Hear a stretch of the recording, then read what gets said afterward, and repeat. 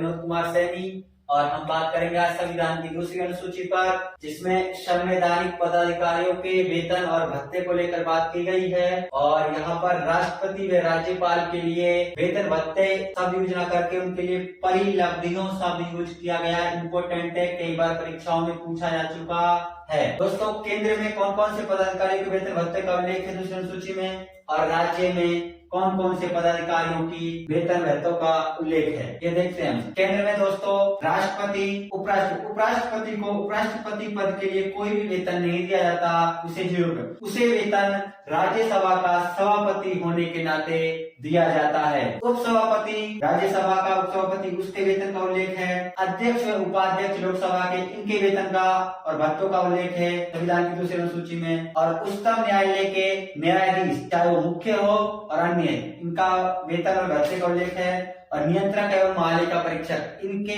वेतन में भत्ते का उल्लेख है। राज्य में बात करें तो राज्यपाल के वेतन में भत्ते का उल्लेख है। विधानसभा के अध्यक्ष व उपाध्यक्ष के वेतन भत्तों का उल्लेख है। विधान परिषद के सभापति व उपसभापति के वेतन भत्तों का उल्लेख है। और उच्च न्यायालय के न्यायाधीश, मुख्य व अन्य, इनके वेतन में भत्तों का उल्लेख है। हम बात करते हैं दोस्तों, भारत के राष्ट्रपति को कितना रुपए वेतन मिलता है, तो भारत के राष्ट्रपति को 5 लाख रुपए पर मंथ, प्रति माह 5 लाख रुपए प्रति माह वेतन दिया जाता है। और जो कि कर मुक्त होता है, इस पर किसी भी प्रकार का टैक्स नहीं लगता है। उपराष्ट्रपति को मैं पहले बता चुका हूँ कि उपराष्ट्रपति पद के लिए कोई भी रुपए नहीं मिलता है, यानी कि कोई भी वेतन नहीं मिलता है। उसे राज्यसभा का सभापति होने की हैसियत से 4 लाख रुपए पर मंथ वेतन मिलता है। बात करें उपसभापति, उपसभापति राज्यसभा के सदस्यों में से ही एक सांसद को उपसभापति नियुक्त किया जाता है। अध्यक्ष व उपाध्यक्ष, तो लोकसभा के अध्यक्ष का चुनाव और उपाध्यक्ष का चुनाव लोकसभा के सदस्यों में से ही किया जाता है। और अध्यक्ष को वेतन राज्यसभा के सभापति के समकक्ष अर्थात 4 लाख रुपए पर मंथ ही मिलता है। उच्चतम न्यायालय के न्यायाधीश व मुख्य न्यायाधीश, उच्चतम न्यायालय के मुख्य न्यायाधीश को 2,80,000 रुपए पर मंथ और अन्य न्यायाधीशों को 2,50,000 रुपए पर मंथ वेतन मिलता है। और नियंत्रक एवं महालेखा परीक्षक को 2,80,000 रुपए प्रति माह वेतन दिया जाता है। और इन सब का वेतन भत्तों का भार भारत की संचित निधि पर भारित होता है। यहाँ दोस्तों भारत की संचित निधि पर भारित होता है, अर्थात भारत की संचित निधि से इनके वेतन भत्ते पेंशन का भोग किया जाता है। राज्यपाल, राज्यपाल जब तक पद पे रहता है तो उसके वेतन भत्तों का जो भुगतान किया जाता है संबंधित राज्य की संचित निधि अर्थात राज्य की संचित निधि से किया जाता है। परंतु जब वह सेवानिवृत्त हो जाता है तो इसके लिए जो राज्यपाल को जो पेंशन दी जाती है वेतन की आदि, वह भारत की संचित निधि से दी जाती है। वेरी वेरी इंपॉर्टेंट पॉइंट है और एग्जाम की दृष्टि से बहुत अच्छा प्रश्न बनता है कि जब वह राज्यपाल पद पर होता है तो उसे वेतन संबंधित राज्य की संचित निधि से दिया जाता है, और जब वह पद पर नहीं होता है तो पेंशन उसको भारत की संचित निधि से दी जाती है। विधानसभा के अध्यक्ष व उपाध्यक्ष, इनका वेतन राज्य की संचित निधि से, विधान परिषद के सभापति व उपसभापति और उच्च न्यायालय के न्यायाधीश व मुख्य न्यायाधीश, इन सब के वेतन भत्तों का उल्लेख संविधान की दूसरी अनुसूची में उल्लेखित है। और राज्यपाल को 3,50,000 रुपए अर्थात मैं ये कहूँ कि 3.5 लाख रुपए वेतन पर मंथ दिया जाता है। और न्यायाधीश चाहे उच्च न्यायालय के हों और चाहे उच्चतम न्यायालय के हों, इनके वेतन भत्तों का उल्लेख भारत की संचित निधि से ही किया जाता है। इम्पोर्टेंट बात दोस्तों, संविधान की दूसरी अनुसूची में महान्यायवादी व महाधिवक्ता के वेतन भत्तों का उल्लेख नहीं किया गया है, अर्थात इन्हें इनके पद के लिए कोई वेतन नहीं दिया जाता। इन्हें इनके पद के लिए मजदूरी दी जाती है, जिसके लिए संविधान में पारितोषिक शब्द का प्रयोग किया जाता है। क्योंकि इन्हें महान्यायवादी और महाधिवक्ता को इनके पद के लिए कोई वेतन तो नहीं दिया जाता, अर्थात इन्हें मजदूरी यानी कि पारितोषिक दिया जाता है, जो कि थोड़ा अधिक होता है। जब भारत का महान्यायवादी भारत के किसी मामले की पैरवी अंतर्राष्ट्रीय न्यायालय में कर रहा होता है तो उसे 1,20,000 रुपए प्रति घंटे के हिसाब से पेमेंट किया जाता है, जिसमें यात्रा का समय भी शामिल होता है। और जब महान्यायवादी भारत के किसी मामले की पैरवी सर्वोच्च न्यायालय में कर रहा होता है तो उसे 90,000 रुपए प्रति घंटा पेमेंट दिया जाता है। और जब महान्यायवादी भारत के किसी मामले की पैरवी उच्च न्यायालय में कर रहा हो तो उसे 80,000 रुपए प्रति घंटा पेमेंट दिया जाता है।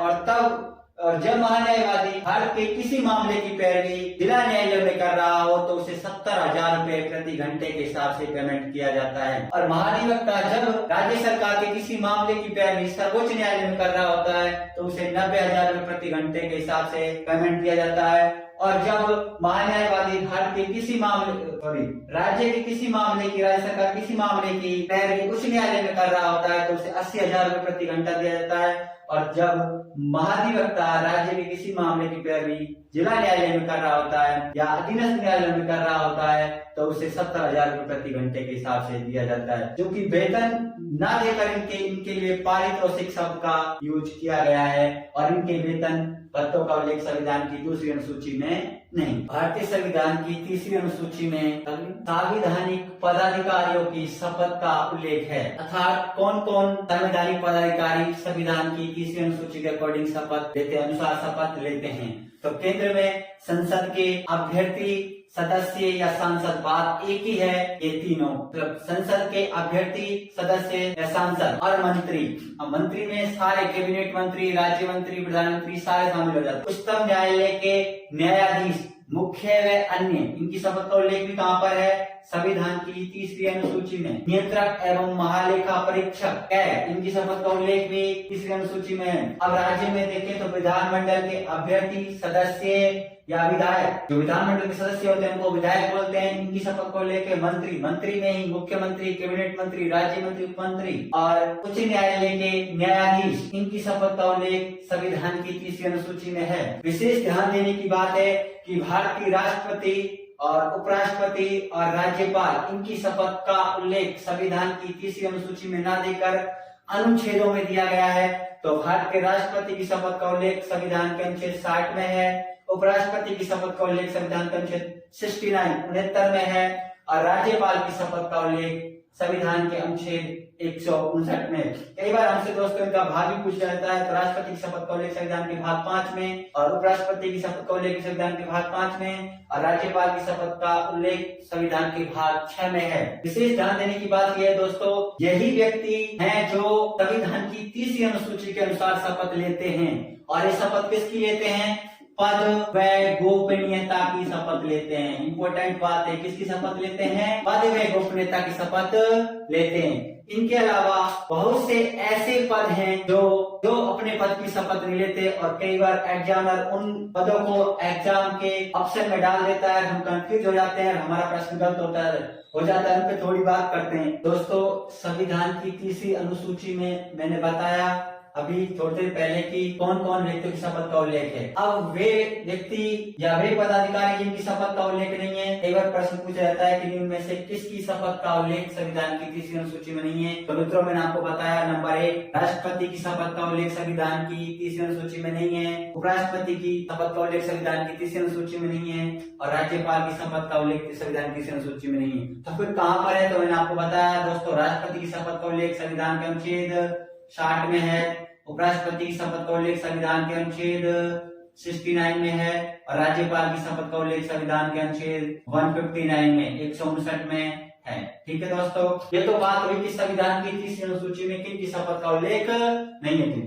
और दोस्तों ये व्यक्ति अपने पद की कोई भी शपथ नहीं लेते हैं, अर्थात केंद्र में लोकसभा अध्यक्ष अपने पद की कोई शपथ नहीं लेता है, लोकसभा का उपाध्यक्ष अपने पद की कोई शपथ नहीं लेता है, राज्यसभा का सभापति अपने पद की कोई शपथ नहीं लेता है, राज्यसभा का उपसभापति अपने पद की कोई शपथ नहीं लेता है और महान्यायवादी भी अपने पद की कोई शपथ नहीं लेता है। और राज्य में बात करें तो विधानसभा का अध्यक्ष अपने पद की कोई शपथ नहीं लेता है, विधानसभा का उपाध्यक्ष अपने पद की कोई शपथ नहीं लेता है, विधान परिषद का सभापति अपने पद की कोई शपथ नहीं लेता है, विधान परिषद उप सभापति अपने पद की कोई शपथ नहीं लेता है और महाधिवक्ता भी अपने पद की कोई शपथ नहीं लेता है। तो दोस्तों आपके मन में एक प्रश्न उठ रहा होगा, तो ये शपथ नहीं लेते हैं या इनकी शपथ का उल्लेख कहाँ पे है, क्या क्या बात है? तो बताता हूँ दोस्तों, लोकसभा का अध्यक्ष, संविधान में कहा गया है कि कोई भी व्यक्ति अपने पद की 2 बार शपथ नहीं ले सकता।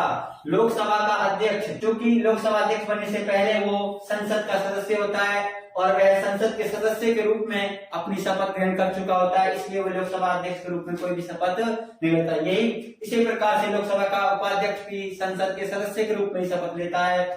राज्यसभा का सभापति अर्थात मैं कहूंगी भारत का उपराष्ट्रपति पद के रूप में शपथ ले चुका होता है, अर्थात अनुच्छेद 69 के तहत में शपथ ले चुका होता है। और मैंने बताया कि संविधान में किसी भी व्यक्ति के 2 बार शपथ का उल्लेख नहीं है। तो राज्यसभा का सभापति चूंकि जो भारत का उपराष्ट्रपति होता है वही होता है, तो राज्यसभा का सभापति के रूप में शपथ ना लेके भारत के उपराष्ट्रपति के रूप में शपथ लेता है।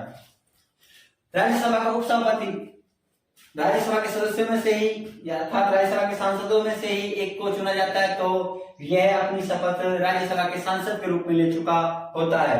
और महान्यायवादी दोस्तों अपने पद की कोई शपथ नहीं लेता है, क्योंकि महान्यायवादी भारत सरकार का प्रथम विधि अधिकारी होता है। ये भारत सरकार को कानूनी मामलों में सलाह देता है, तो ये सरकारी वकील होता है, ना कि कोई पद की शपथ लेता है। राज्य के संदर्भ में बात करें तो दोस्तों विधानसभा का अध्यक्ष अपने पद की कोई शपथ लेता, मैं आपको बताया तो ये